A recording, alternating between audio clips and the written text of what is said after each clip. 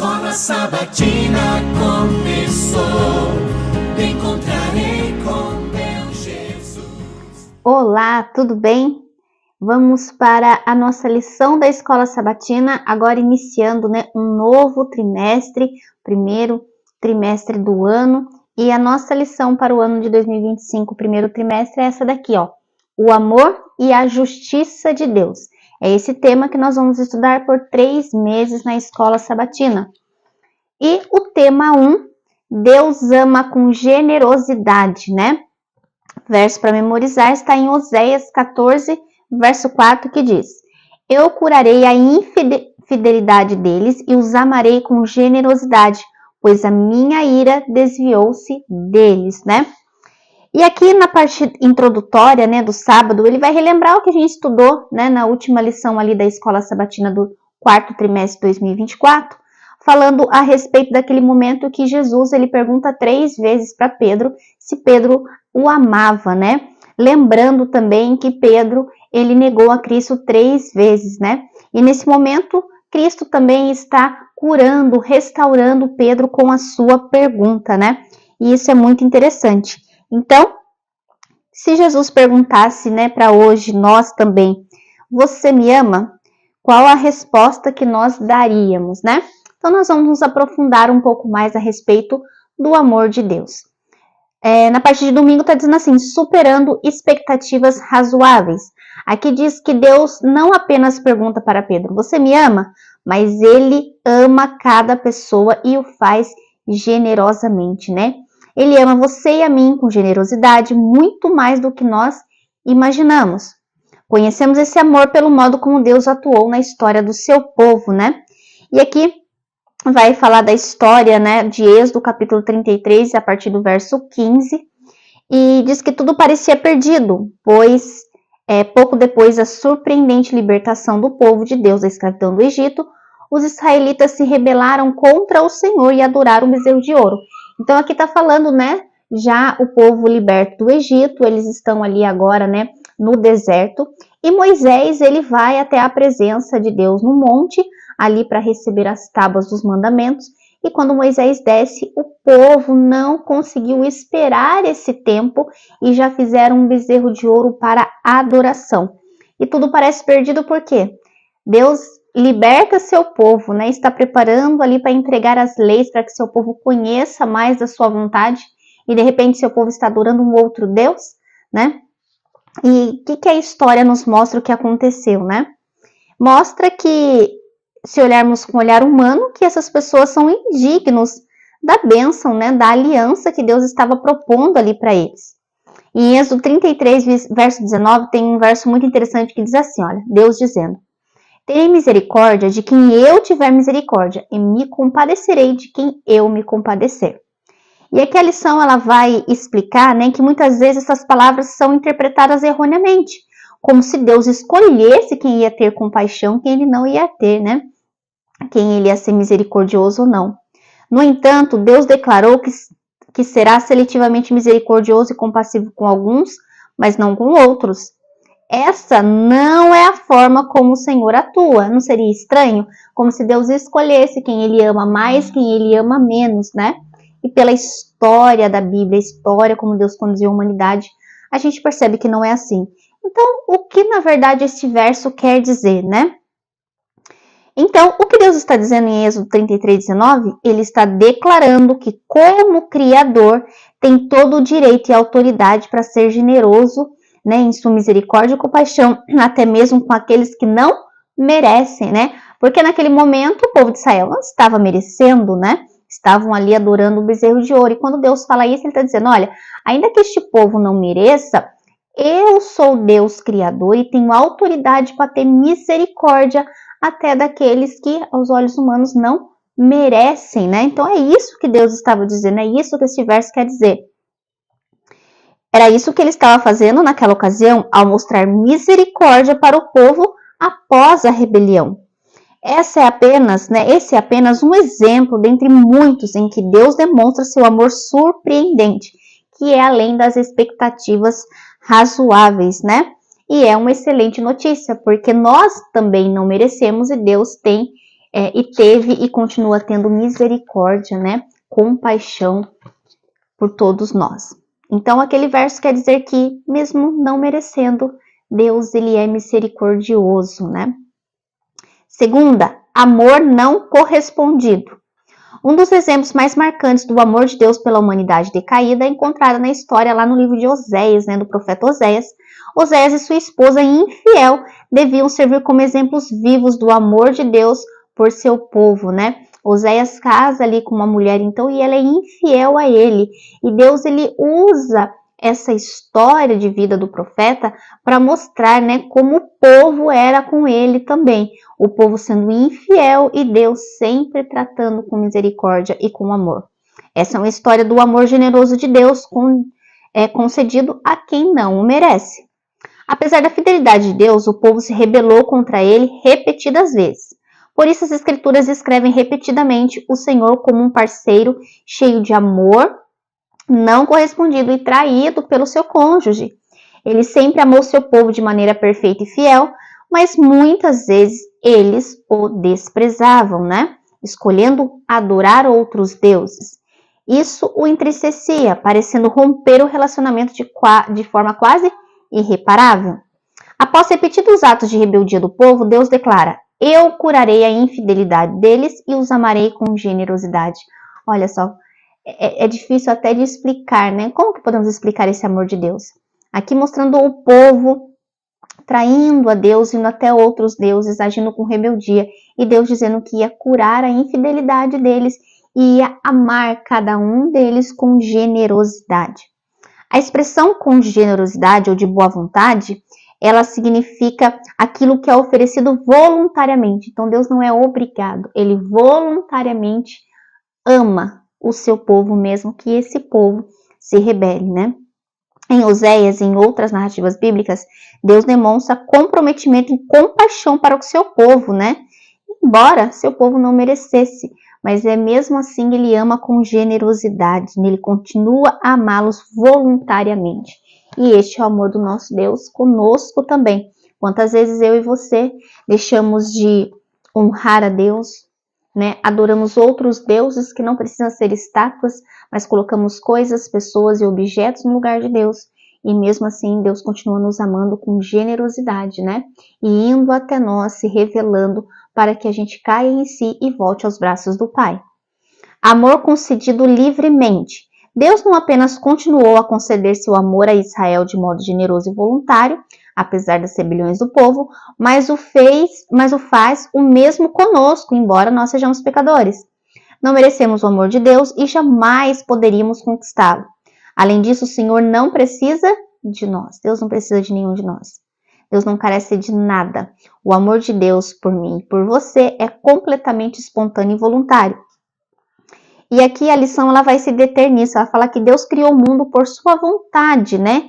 Ele é digno de toda honra, glória e poder. Ele não precisava criar o mundo e ele também não precisava criar a mim e a você. Não precisava criar a humanidade. Ele já desfrutava o relacionamento de amor que existia na Trindade. E a gente pode ler isso em João 17:24, que o próprio Cristo diz que desde a fundação do mundo, Deus sempre o amou, Deus já o amava. Então Deus não precisa de criaturas que fossem objetos de seu amor. Deus não tem essa necessidade. O motivo de Deus criar a humanidade foi porque Ele quis. Ele teve este desejo, essa vontade e Ele fez. Então Deus escolheu, decidiu nos criar, mas Ele não nos criou para que o amor se manifestasse, porque o amor já existia na Trindade. Ele escolheu criar um mundo e estabelecer um relacionamento de amor com as suas criaturas. Ele escolheu, né? Após a queda no Éden, Adão e Eva perderam o direito de continuar vivendo e receber o amor de Deus. No entanto, o Senhor, que sustenta todas as coisas pelo poder da sua palavra, em seu grande amor e misericórdia e graça, sustentou a vida deles e abriu um caminho para reconciliar a humanidade consigo mesmo por meio do amor. E essa reconciliação também nos inclui, né? E essa maior demonstração de amor nós vimos na cruz do Calvário, né? A maior demonstração de amor que Deus poderia dar à humanidade. Uma outra parte muito interessante da lição que fala que muitos são chamados, mas poucos escolhidos, né? E às vezes nós podemos interpretar também este verso de maneira errônea, né? Como assim? Então Deus chama muitas pessoas, mas ele escolhe alguns, ele decide que alguns estarão com ele? Será que é bem assim que diz o verso? Deus não apenas ama as pessoas por sua própria vontade, mas também as convida a corresponder ao seu amor. Então o amor de Deus é sempre um convite, né? Ele nos ama de maneira gratuita, de maneira voluntária e nos convida a participar deste amor. E nós podemos rejeitar ou aceitar. E aqui diz que a parábola do banquete de casamento, um rei organiza uma festa para seu filho e envia os servos para chamar os convidados. Mas eles não quiseram ir, né? Eles optaram, eles escolheram não ir. Depois de várias tentativas, os convidados continuaram ignorando o chamado.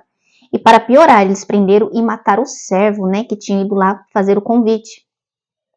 Depois de ter punido os que mataram alguns de seus servos, o rei disse a outros servos, né? A festa está pronta, mas os convidados não eram dignos, né? Eles não aceitaram. Então vão, pois, para as encruzilhadas dos caminhos e convidem para o banquete todos que vocês encontrarem. Então, nesse episódio, né, a gente vê que outras pessoas foram para o casamento, mas teve um convidado que ele não foi com as roupas apropriadas, né?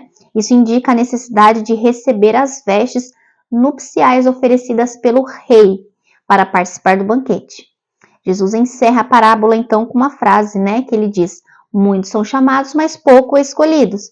O que significa? A lição vai mostrar para nós que na parábola o termo traduzido como chamar e convidar, ele significa e o que determina quem é finalmente eleito é se ele aceitou livremente o convite. Então lá, escolhidos e eleitos são aqueles que aceitaram o convite para o casamento. O chamar e convidar, né, é o que determina quem foi eleito, quem aceitou o convite. Então o que esse verso quer dizer? Deus chama a todos, mas nem todos aceitam o convite. Então, os escolhidos são os que aceitaram o convite. Não é que Deus predeterminou alguns para a salvação e outros para a perdição. Não é isso que o verso diz. No seu original, né, no grego, o que significa Deus chama todos, faz um convite para todos. Os escolhidos, esses poucos escolhidos, são os que aceitaram esse convite. Na sua lição você pode ler aí que diz assim, olha: os que são finalmente escolhidos, os eleitos, são os que aceitaram o convite para o casamento. Então, muitos, todos foram chamados, mas os que aceitaram foram poucos, infelizmente, né? E aqui diz, na palavra, o termo traduzido como chamar, convidar. E o que determina quem é finalmente eleito é se ele aceitou. Então, a lição está explicando. Tanto a palavra ali, chamados, quanto escolhidos, significa que Deus chama todos, mas alguns aceitam e outros não, né? Então, não é Deus que determina quem é escolhido, mas é a pessoa que aceitar. Ela é escolhida, porque ela aceitou o convite do casamento, né? Os escolhidos são os que aceitam o convite. Para os que amam a Deus, Ele preparou coisas maravilhosas, né? Tudo se resume à questão do amor e da liberdade inerente, ou seja, a liberdade que não pode ser separada do amor. Amor e liberdade, elas são unidas. Não existe amor se não houver liberdade para escolher amar, né? E para finalizar, crucificado por nós. Deus convida todos para um relacionamento com Ele, mas apenas os que aceitam livremente o convite desfrutam dos resultados eternos, como a gente viu agora na parábola, né? Então, pouco antes da crucifixão, Cristo lamentou, né? Dizendo que Ele queria, né, salvar todos, queriam reunir os seus filhos, né? Mas que muitos não aceitavam, muitos não quiseram. Porém, Cristo foi à cruz também por essas pessoas e por nós. Que amor incrível, diz a lição. Embora a pena para o pecado seja morte, Jesus pagou o preço e abriu um caminho para restaurar o relacionamento entre o céu e a terra. Enquanto isso, Ele continua a nos amar, mesmo que não tenha obrigação de fazê-lo, além de seu compromisso voluntário. A manifestação suprema do amor de Deus na cruz Vemos que Cristo se entregou por nós de forma livre. Ele se entregou de forma espontânea, foi uma escolha de Deus. Ele deu sua vida espontaneamente. Ninguém tirou dele, né? E isso que é o mais lindo, o mais difícil de entender do amor de Deus. Ele escolheu nos criar. Ele escolheu nos salvar. E ele decidiu que ele morreria por cada um de nós. O plano de nossa redenção não foi um pensamento posterior, né, formulado após a queda, mas antes da fundação do mundo, este plano já estava estabelecido, né? E por toda a eternidade, continuaremos a estudar esse tema do amor de Deus e acredito que nunca chegaríamos ao entendimento completo, porque é um amor que não se explica, um amor que não se mede, simplesmente como diz a Bíblia, porque Deus amou o mundo. Ele deu o seu Filho unigênito para todo aquele que nele crê, não pereça, mas tenha a vida eterna. Este é o amor de Deus, onde nós não merecemos, mas Ele voluntariamente nos ama. Ele não precisa de nós, mas Ele nos ama. Ele nos fez e Ele quer relacionamento conosco. Que eu e você possamos compreender um pouquinho deste amor, que já nos basta para viver este amor em nossa vida, aceitar este amor e andar nos caminhos do Senhor, né? Desfrutando deste amor que começa aqui na terra, mas se estende por toda a eternidade. Amém? Que Deus abençoe a mim e você. Vamos orar?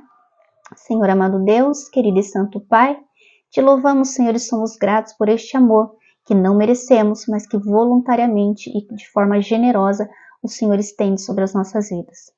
Te louvamos e te agradecemos por todas as bênçãos, pelo teu cuidado e porque mais um ano se inicia e mais um ano de estudo. Nesse trimestre iremos falar sobre justiça e amor. E o Senhor é o único que consegue ser justo e amar ao mesmo tempo, de maneira completa, de maneira real, de maneira extraordinária. Nós te agradecemos por todo o cuidado e pedimos continue conosco, em nome de Jesus. Amém? Que Deus te abençoe e vamos continuar estudando cada vez mais para sentirmos todos os dias em nossa vida o amor de Deus. Deus abençoe e até o próximo estudo.